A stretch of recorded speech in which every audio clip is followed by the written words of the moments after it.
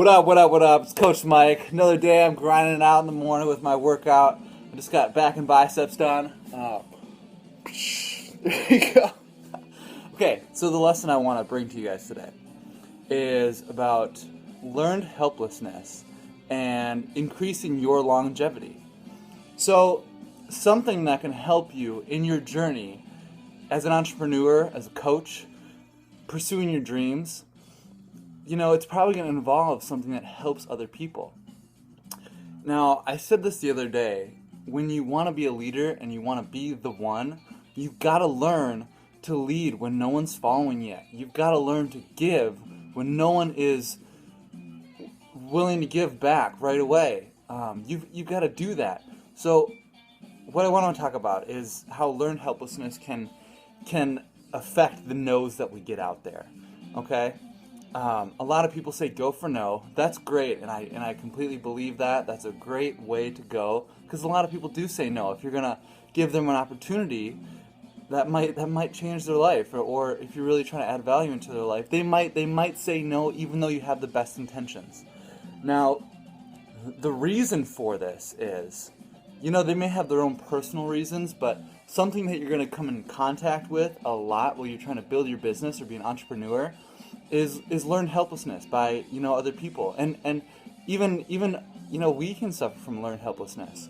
A lot of people are going to say they don't have the time, they just can't do it, it's just not possible for them, and that might not be true, and they might know that's not true. So you should still go out there and reach out to people and plant that seed. Now, one of the best ways that people learn is by osmosis, right? If you, for example, people learn by seeing something, by reading something, or by, the visualization of, it just being put on the board and drawing that out. That's fine. Math class, I was like that. I needed to see it on the board. But, for example, animals, like a baby calf, isn't being told by her mom, don't go over there and eat the dandelions, honey. The baby watches the mom.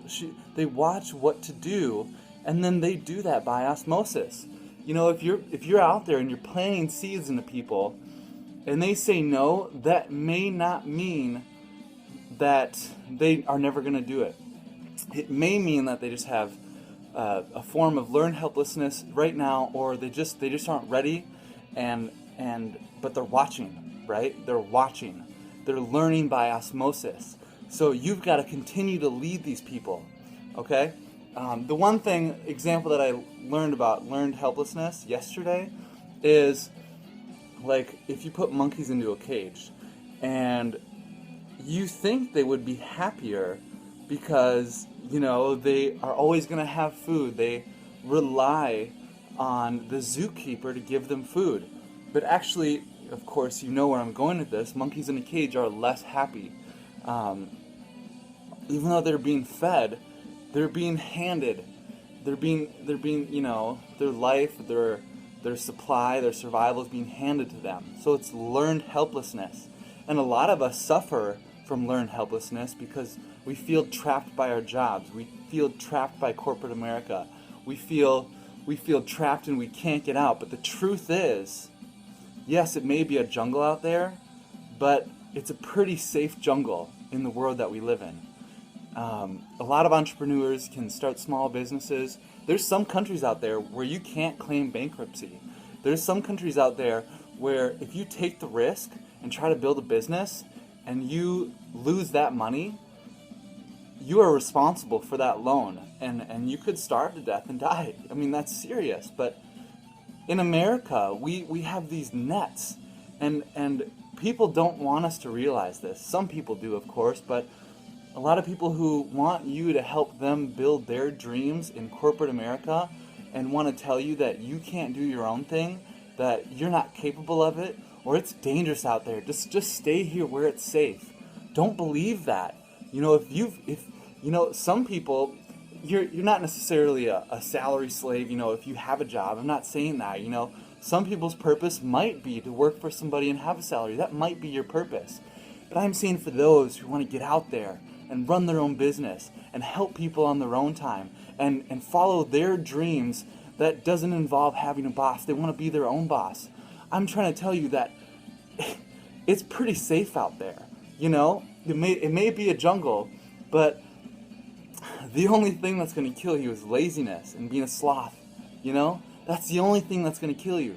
So if you work hard and you pray and you let God guide you and you ask Him for strength and you take risks and you plant those seeds, you at least do the work.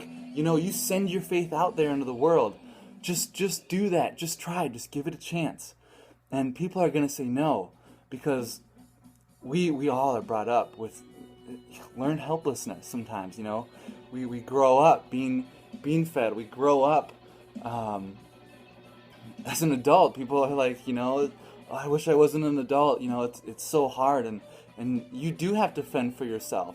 But the truth is, when you learn how to do that, just like monkeys who aren't in a cage, even though they face, you know, panthers eating them every day or something else coming after them as they're trying to go get food, they're actually happier out in the wild because they're not helpless. They're not helpless. So if you're trying to help people and they say no, don't take it personally. Let them see you do it over and over and over again. Then they will instill their faith in you. But you've got to be the one. You've got to be the one who, if you were in a room full of people and somebody said to you, how are you going to, if you could earn 10% of anybody in this room, how would you choose and who would it be? Well, it's not necessarily the prettiest girl. It's not necessarily the smartest. You know, it's not necessarily going to be the valedictorian or whatever. You know, it's going to be based on character. It's going to be based on the intangibles. You know, what's their deserved factor? What's their awareness? What's their humility level? Right? And if you're not that person who you would choose in that room, ask yourself why. And ask yourself what you have to change to be that person, okay? Be consistent. Don't give up. Let people watch you.